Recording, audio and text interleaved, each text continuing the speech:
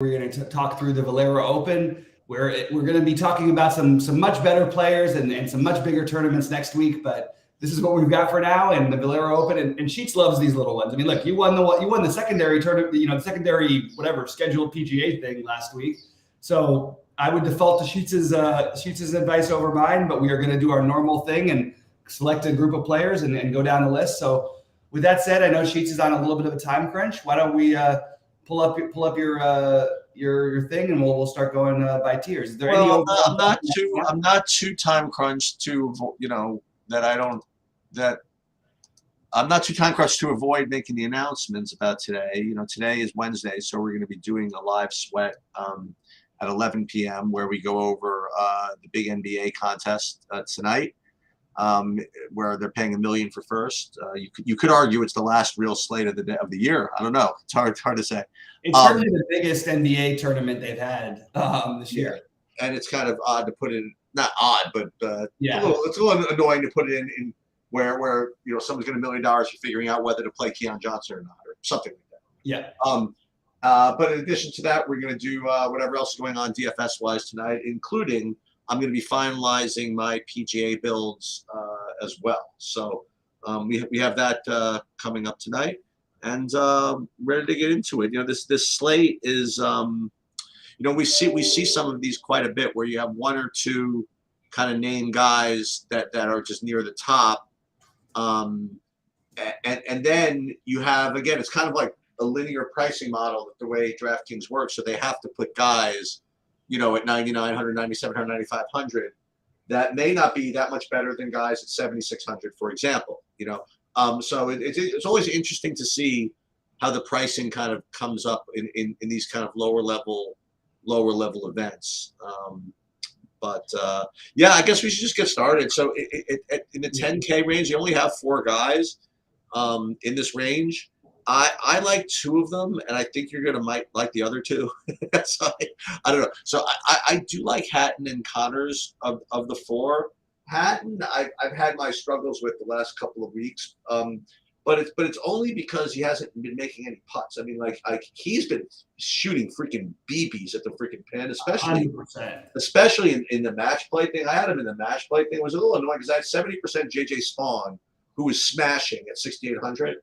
But I also 70% Hatton, and in his like I think first or second round match, he had like 5 different holes where he like put it to like 6 feet and needed like a 6-footer to close the guy out in the hole. And the guy who was up against kept making these 30-footers, and he was missing these 6-footers. And you know what? That's the thing about putting. Putting is just a lot of variance and a lot of luck involved. So I do feel as though that Hatton does sort of lay over the field here a little bit. So I do actually like him even at 10-9. And the other guy who's been playing better is at least the way I'm looking at it, is Connors. So I do like both those. Hideki, again, like we've talked about him a lot of times. I just never get him. He's not really a model guy. And as a result, he usually ends up like a little bit lower owned, or sometimes a lot lower owned than he should be, So you could talk about him. And Fowler, I'm just not quite getting to. Where are you with these 10K guys? So I actually do. You kind of got a little bit right. First of all, I like Hatton. I like the top 3. The reason I just like Matsuyama, like just the most underdrafted guy in the history of DFS golf. I remember when he won the Masters, and he was like the 25th price golfer, and he was like 0.25% owned or whatever it was. Just nobody plays him, and in this event, you'd think that maybe some more people would flock to him. I'm seeing very low ownership on him as well. So I think that Fowler is the one Hatton's the one I feel most comfortable with. Fowler is the one I think has a really good chance to win this tournament, and I actually think it's a really reasonable bet. But I think that Matsuyama is my 3rd favorite. Connors has looked better for what it's worth. I just haven't. I would personally rather play the other guys a little bit more than Connors is where I'm at. All right, in the 9K range, everybody looks pretty good, Sheets. Everybody looks like solid. It's totally viable if you wanted to skip past the 10K range, I think, this week. But I do think, like you said, Hatton does sort of stand out a little bit above the field. So who are you looking at in the 9K range? The 6 9K guys, I want to highlight 3 of them and talk about them. I want to highlight Kim, Kirk, and Kuchar. Excuse me. And I also want to talk about Fox for a second. I didn't get to Riley and Montgomery for no other reason than they're just not showing up for me as projecting as well as these others from on a value basis. But the guys I want to talk about are these other ones. So Siwoo Kim, he's my favorite of these. He looks really strong, and I like Chris Kirk as well. The guy who I'm struggling with is is Kuchar, because he's a guy that you have this impression of him being like old. Maybe because he has white hair or something like that, but he's not that old. He's like 40, right. He's like 43. You know what I mean? So he happens to be playing much better, and I have to kind of put that bias behind me for this thing. You know what I mean? So I think I'm going to end up playing him, and then the Ryan Fox, who I never seem to get to. It doesn't seem like a guy that should be 9K, but he's showing up as kind of a decent play. So I would highlight those four, and just listen. You can't play everybody. So for me, the other two, Montgomery and Rye, are just going to kind of drop off. But I do like the other four. Yeah. So I'm kind of in semi. Okay, so I have Chris Kirk as my favorite play in this range, along with Kim. They're right tied, so I'm very, very, very comfortable with both those guys. Davis Riley is my third favorite. And then I was actually glad you said a little bit about Fox and Kuchar, because I struggle with the Kuchar thing, and I think that the impression thing is maybe a little bit. I want to correct these flaws in my game, and I do think that happens with guys like Kuchar, that they're. For me, I sort of overlook them, and I sort of like want the young guys, but like, why do I even it's golf. It's not like I'm playing guys in the NBA or something like that. Like, I just feel like it's a little bit of a glitch, in my opinion. Somewhat what happens with Hideki and some of the Asian golfers from time to time. Although people have sort of caught on to that and been playing them because they're really good. But I do think that I should be open to Kuchar. I'm not sure where I stand on Fox and Montgomery. I do like Montgomery. I just like the other guys a little bit better. And I think Fox is fine, but if he was going to get like no ownership, I would have a little interest. But I think I'm probably okay to pass on him, because I do think that Siwoo, Kirk, and if you can get one of those guys with Hatton, I think you're off to a nice start of a pretty solid build, that you have two guys who should be able to at least be semi-contenders in this type of tournament. But I think we'll get to it at the game, but I think I might be taking one of those guys for the win. Down in the 8K range, we've got Davis Thompson is out now. I've got like a few. I am going to be all over Ben Griffin every time there's a tournament, especially when the field is a little bit weaker. I believe in the kid's upside. I think he's going to be a superstar. But I don't have a really strong conviction, except for to say that. Boy, if this was like, however many months ago, we'd be playing Alex Noren on this kind of field as a 10K plus guy. He just has had some rough goes of it. So Ben Griffin and JJ Spawn are my two priorities, and I'm open to Cameron Davis. Who do you like in this range? So it's so funny to talk about our biases. So what's interesting, and you probably didn't realize this, so because you talked about the other slate from last week, you didn't even know who played. The guy who got first and second in that tournament is in the 8K range. So we have Wallace got first, Højgaard got second, and Dietrich was I think he ended up T5 or something like that. So everybody from that tournament is kind of here. And then you have the JJ Spawn, who is basically the hero. Does that mean, based on golf rules, doesn't that mean we have to X those guys out? Well, I was making an observation. No, I know. Because you weren't focused on that slate. You didn't even think about it. I actually did know who won. I looked at the winner. So Spawn again. He was my hero from last week. So I'll probably end up fading him. But he looks pretty good. The guys that I like are the two that you mentioned, actually. Two of the guys you mentioned. I like Ben Griffin a lot, and the other guy. Just in a field like this, I can't resist playing Cam Davis in a spot like this. So Cam, I really don't think Cam Davis. I don't know if he can hang up at the in the Masters or whatever it is, but I think he can win a tournament like this. So I like Cam Davis, and I like Ben Griffin as my two favorite of the 8K range.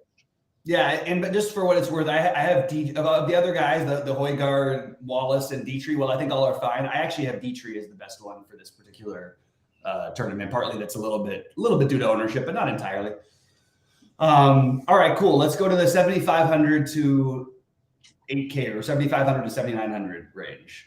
So the model darling for this week by a pretty decent amount is actually Nick Taylor at 7,600. He's going to end up being, I think, pretty popular as a result of it. He's just kind of showing up, and it's so funny. One of the things that I do is I analyze like all the different models or whatever, and it's not even any type of variance. Like everybody's on this guy. You know what I mean? Like something about his stats are really just like no matter which algorithm you use, just jam him. So I'm not going to kind of fight that as an idea, you know. But I think he's like this is the type of play that's going to end up like, boy, that guy's 32% owned in the 555. Who the hell is that? And I think that's what's going to happen. Another guy who's kind of like tough to play sometimes, but you're kind of happy when you do. Is Brendan Todd? So I like him at 7,900.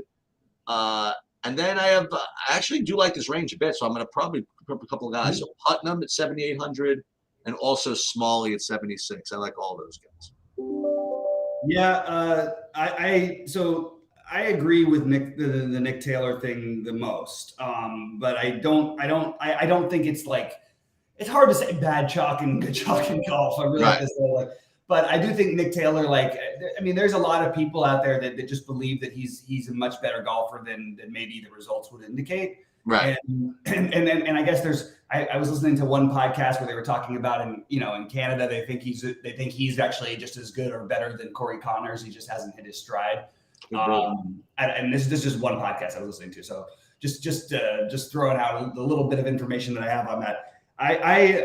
Todd Putnam's, I think Smalley is the one I like the best out of that group, but I'm okay with the Putnam.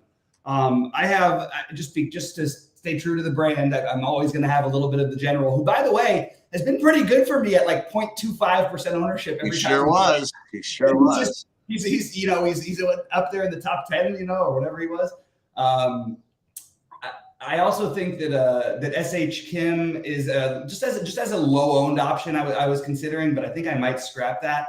And I think Aaron Rye is another guy who's 7,900 who I could see actually really contending to win this tournament. So Rye, Taylor are my favorites. Kazire is my constant play, and then Putnam and Smalley are the next two for me.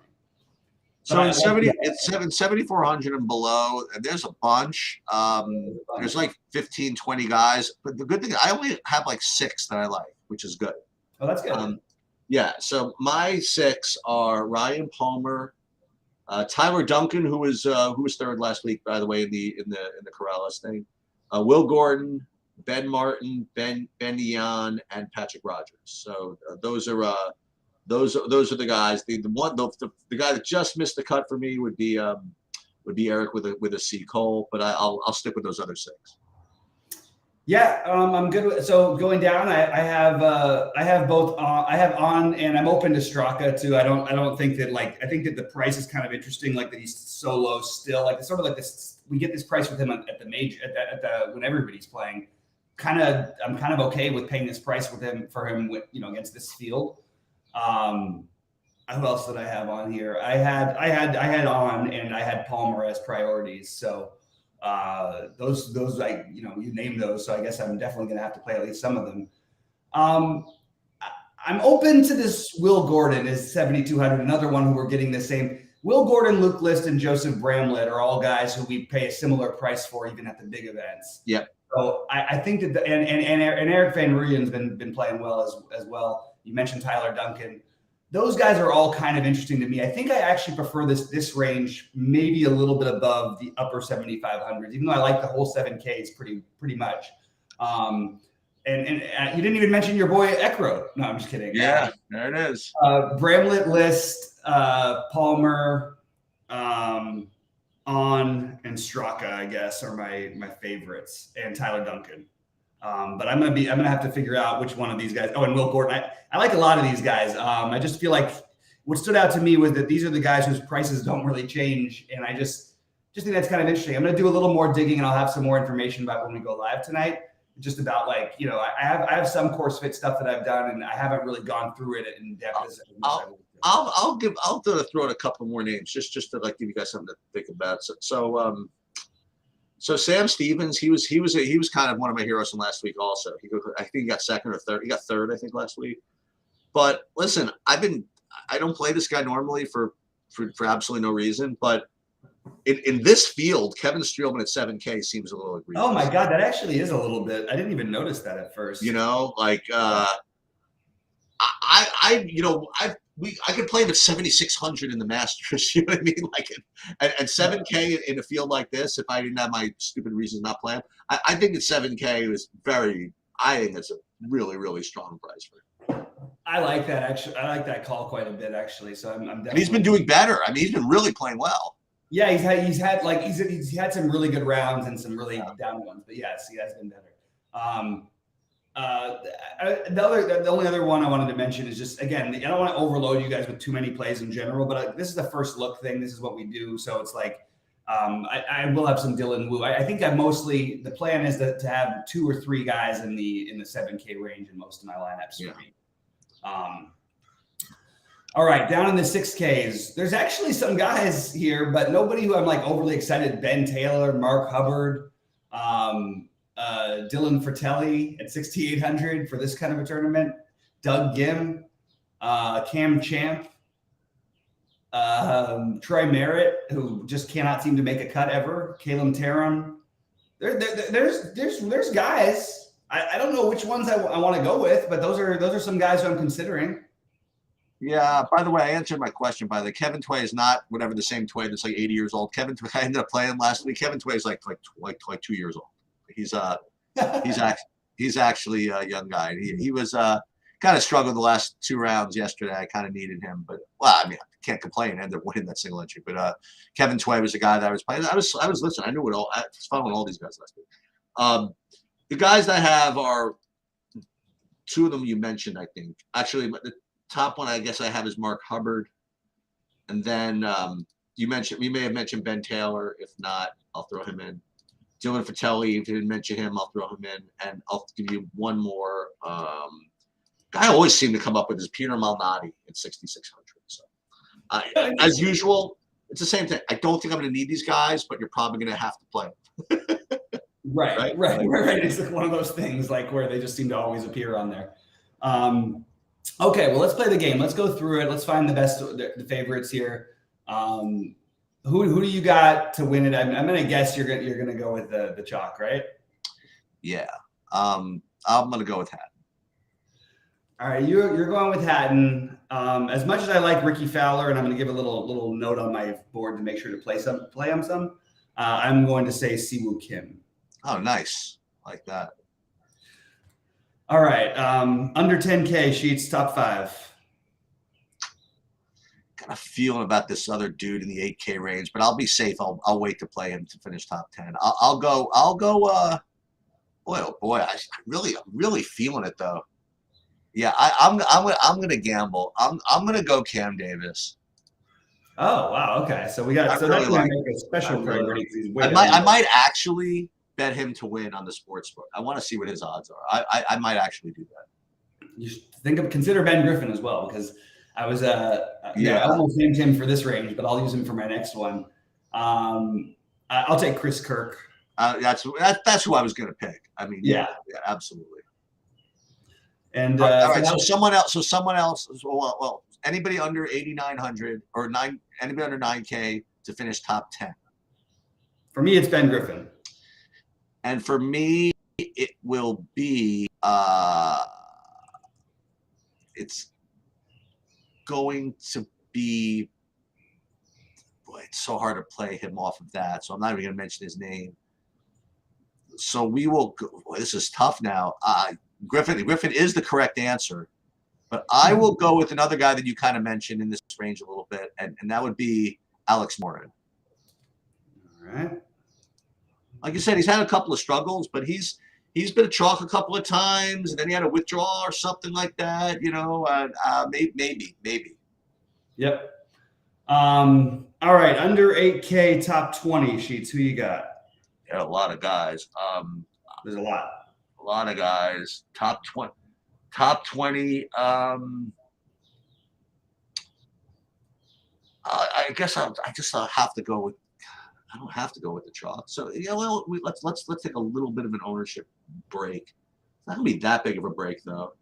I'm gonna go. Maybe I want to snatch this guy from you because you mentioned him. I'm gonna go with Smalley. Yeah, I like that. That's he was in my first build, so can't hate on that. I'll take Taylor, who was also in my first build. I know that's the chalk answer, but that's what I'm doing. So, well, now if there's anybody 5,700, I could finish this lineup here, but unfortunately, there isn't. All right, so who's going to make the cut under? Who do you think can make the cut under 7K? I actually forgot to mention the guy who I was considering taking. This is a little tricky though, but just to make the cut, yikes. There's a lot of names here, but I mean, it would feel idiotic to play, let's say, like Troy Merritt, who's missed like a million cuts in a row. I guess most likely to make the cut, although I really don't necessarily want to play him. It's either Smotherman or Taylor or Pearson Cootie. Oh man, I just feel kind of gross about these guys. But I'll say Dylan Fratelli. And I will go Mark Hubbard. Now, how about guy over 9K to miss the cut? I think there's a couple. I mean, I think nobody's guaranteed up here. Yeah, I agree. You know who I want to just make a note to get a little notes on? I do really want to play. I do really like Ryan Palmer, and I just wanted to make sure to re-emphasize that Ryan Palmer will be one of my. I like that a lot, actually. So you said Hubbard. What was the 9K guys? To miss the cut. So yeah, for me, I'm going to say Ryan Fox. I know that's probably the chalky answer for this part of the game, but that's what I'm going to go with. And I will go Taylor Montgomery. Ooh, okay. Nice. Only for lack of anything else. I mean, I think both the guys you mentioned will probably make the cut, but I will. But that's going to be my pick is Taylor Montgomery. Right. All right. Sounds good. All right. So we will be like she said, live at 11 Eastern for the Sweat Show. And we will be. I'll have my basketball stuff up a little later. I'm waiting till morning shoot-arounds or something to happen because God bless you. It's just getting kind of ridiculous, guys. Like we know it's the time of the NBA year. It's a huge tournament. Well, I will say this, Bobby. Like I have to go because I have a lunch at like 1. Yeah. But wait.